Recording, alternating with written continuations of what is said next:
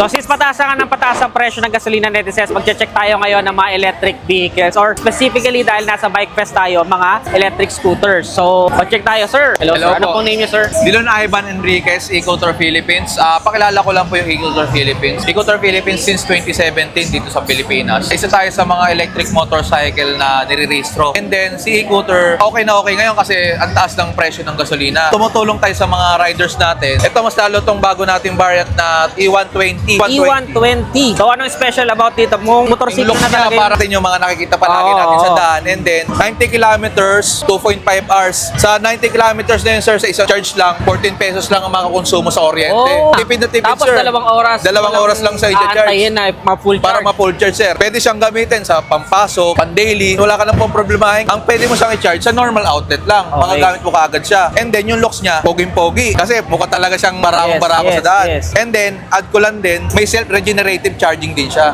Paano yun? Paano If ever, pare, yung motor natin, nasa 70%. Okay. Mag-automatic siya. Mag-charge siya mag-isa pag naka-freewheel and then naka-brake. Okay. Pag naka-freewheel ka sa pababa, So kapag hindi ka umipiga, meron yung nag-charge siya mag-isa. Dagdag ko lang dito, sir, may GPS din to. Okay. If ever, pare, eto, sir, walang tunog. Madaling manakaw, di natin marinig pag pinandar. May GPS to, pwede natin connect sa cellphone. Pag kinonect natin sa cellphone, pwede natin siyang i-shutdown sa mismong cellphone. And then, kahit nasa kanya yung susi, kahit nasa kanya yung battery, pwede siyang i-shutdown. Matitrace din, if ever, kung saan yung motor mo, kung saan naiwan. Makikita ka agad kung saan napunta yung motor mo. And then, ang gulong niya, di siya mahirapan. Ganda ng kanyang design, And then, motor na motor. ito yung itsura ng loob niya. So okay, malaki rin ang compartment natin. Ayan, ang tawag dito is lithium-ion battery. Okay, Removable, if ever nagtatrabaho tayo, yung tirahan natin nasa third floor. Okay. Pwede natin tanggalin, iakit natin, i-charge natin, 2.5 hours, may 90 kilometers na tayo. Malayo na kagad na pupuntahan natin. Okay. Kahapon lang, sir, may pumunta sa ating customer. 3 months na sa kanya tong unit niya. Okay. Tinanong ko sa kanya, sir, kamusta yung motor? Hindi ka pa ba binibiti? Hindi pa, sir. Tinanong ko siya, sir, sa isang linggo, ilang beses ka lang nag-charge?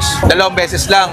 E di sa isang linggo, nagagastos niya lang 28 pesos. Okay. Grabe, ang 28 tipid, pesos di ba? sa isang linggo, panalo. Tapos ang maintenance lang na ito, sir, brake pads lang. Brake pads lang. Brake Wala pa pads tong lang. langis-langis. Wala. Ang langis lang na ito, sir, sa ano? Gear. Sa preno lang. Preno. Sa preno lang. Brake liquid.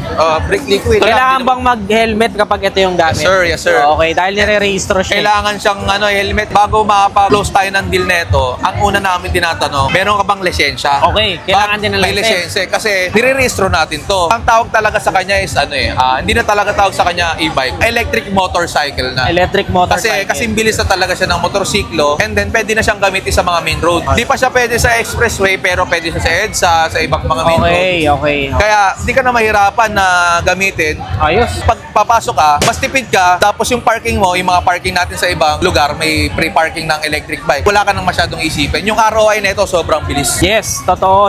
Ang galing. Especially ngayon talaga, ito yung nagpaputok dyan yung taas na ng presyo ng gasolina. Taas ng gas. Wala pa nga problema doon sa mataas Ang problema, pag wala ka na mabili. Oo, wala na mabili. So ito yung mga options natin. Tindig niya talaga pang motorsiklo na, pwede pang tagyan ng top box. 90,000. So I think yung mga delivery rider in the future, Kung gusto naman natin, sir, na mukhang bulky talagang itsura natin. Kung gusto natin malayuan naman. malayuan. Malayuan naman Okay. to. 128 kilometers. 90 kph. And then 2.5 hours lang din ang charging time. Ilan ang top speed? 75 kph. 75 kph. Tapos, ilan ang charging time? 2.5 hours lang. 2.5 hours lang. Full charge na. Parang cellphone lang Meron ka ng 128 kilometers, sir. Wow. Ito naman, sir, ang check natin. Yung compartment niya. Sobrang laki. Marami kang malalagay. Oo, ano? Ang battery niya nandito sa loob. Pwede mo siyang tanggalin, pwede mo siyang i-charge. Okay. May dalawa siyang option. Pwede mo siyang i-charge din dito. Directly? Oo. Okay. Para yung parking mo, mayroong saksakan. Okay.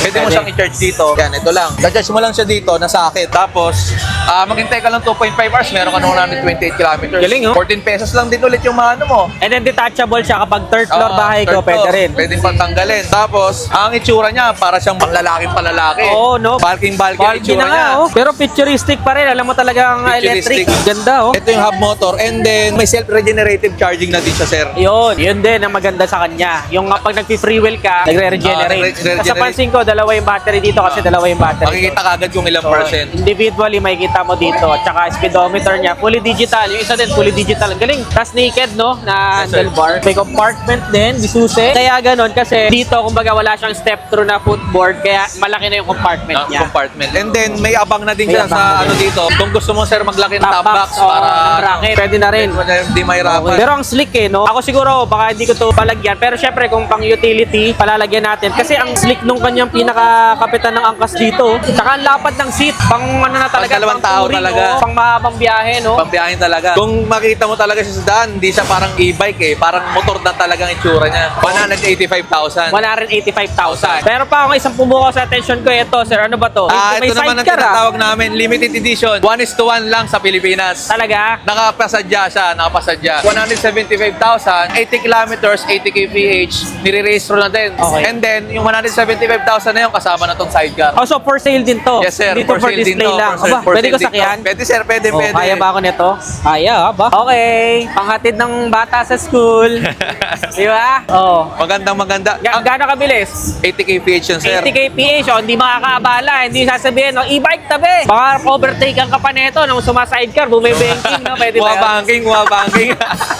Ayos, no? Ayos na yung mga ano ngayon, electric motorcycle na, di ba? Mas Yes, correct sir. term. Kasi pag e-bike, akala nila mabagal eh. Electric motorcycle talaga sumasabay na rin sa mga motor sa daan. So, pero ang base variant niyan, ayun. Yes, sir. Ito yung mga ano niya. Iba Ito. naman to, sir. Iba naman pa yan, iba pa to. Ito naman, E2 Max. Ito naman, E2L. 135,000. 135,000 and then 80 kph, 80 kilometers din. Ang pinagkaiba dito sa mga ibang unit, pwede tayo mag-extra ng battery naman dito. 80 kilometers, pag nag-extra ka pa ng isa, 160 kilometers. Mas lalayo pa yung top speed o yung layo. range? Layo ng range Okay. niya. Nakabin drive naman ang motor nito, nasa gitna. Okay. Kumbaga, same lang din siya, may regenerative charging, may GPS, pwede din siya i-registro. Pero ang itsura niya parang medyo maliit, parang Oo, medyo oo. girly Yes, oo. girly ang itsura niya, parang mas maliit. Parang Very mas, inviting ano, siya, yung pwede mo siyang i-park ng hindi ka maghahanap ng malaking space mo. malaking space. Madali lang siya. Ito napansin ko, sir, kasi yung iba kasi baka tumaas ang kilay dahil nire-rehistro. Pero nabasa ko, free LTO registration sila. So, 3 years yun, free.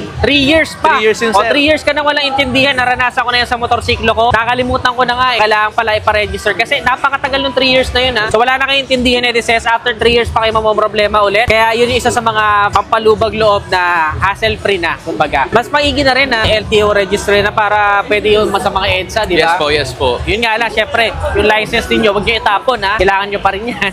May katabi pa, sir, ito. Parehas ito naman nun. magkaiba naman siya. Okay ba pa to? Ito naman, ang tawag sa kanya A5C. Ito naman, kumbaga sir, ito yung parang big bike Okay, namin. parang 350cc yung ano niya. 350cc. Oo, 350cc. Ayun pala, may mga category. Ito isa, 110cc. Tapos, ito, 350cc. Okay, ang galing, ha? Top speed na nakuha namin nito, sobrang bilis nito, 110 kph. Oh! 110. And then, ang battery nito, isang battery pa lang 140. Ang range? Pag nagdagdag ka pa ng isa, 280 kilometers lang kaya mong i-cater. Pero may abang na siya na pwedeng dagdagan. Yes po, meron ng... Ay, How abang much na. ang battery? Medyo pricey lang, 70,000. Kasi, Okay. ito sir, dagdag ko, ang battery natin sir, di disposable. Okay. Kasi, ang battery natin, kaya po namin ayusin every single cell sa loob. Yung mga cells na yan, pwede namin ayusin. Re-rebalance lang namin. Pag na-rebalance, okay na kagad ang performance. Ang good news to sa rebalancing, 100% libre lifetime. Wow! Hanggat walang pinapalitan sa motor natin, sa battery natin, libre lahat. I-rebalance lang So, namin. dadalhin niya lang sa... Meron pa Namin, kayong sir. showroom, sir? Located kami sa may Sobel Hotel, sa may Monumento, sa may Caloocan. Search nyo lang sa Google Maps, Sobel Hotel. And then, meron pa tayo last one. Parehas lang ba to? Iba naman yan, sir, E3. 130cc. And then, ito naman, sir, 80 kph. Same lang din, pwede siyang mag-extra ng battery. And then, sa kanya naka-mid-drive, ito naman naka-hub motor. Sa gulong din yung pinaka-motor niya. And then, ito, may kasama na din tong brace. Pwede ka na din maglagay ng top box. Ang price nito is 150,000. Kung gusto natin, maka-avail tayo ng, kung ayaw nyo ng medyo bulky, gusto nyo parang aesthetic-wise ang itsura. E2L at E3, 5,000, ma-avail nyo kagad ng 100,000. Okay, so kahit di nila dito i-release, Yes po. doon na sa showroom ninyo. Yes, sir. Yes, sir. Ang galing, no? So, yun. Sir, thank you so much. Dami namin natutunan. At Thank you, saka, sir. Thank you, sir. ang ganda na ng mga electric motorcycle ngayon talaga sumasabay na. I think, magiging open na talaga to sa market. Kaya ako nagtitingin-tingin na rin ako. Soon, malay natin, di ba? Ito na yung future. Especially, yun nga, di natin makontrol yung pagtaas ng gasolina eh. So, alin sa mga e-scooter na to ni Sense ang nagustuhan ninyo, bibigyan natin ng full review yan. Malay nyo, soon. Comment nyo naman dyan sa baba. If this is your thumbs up, subscribe. Again, this is Adriano. Always keep it cool, right?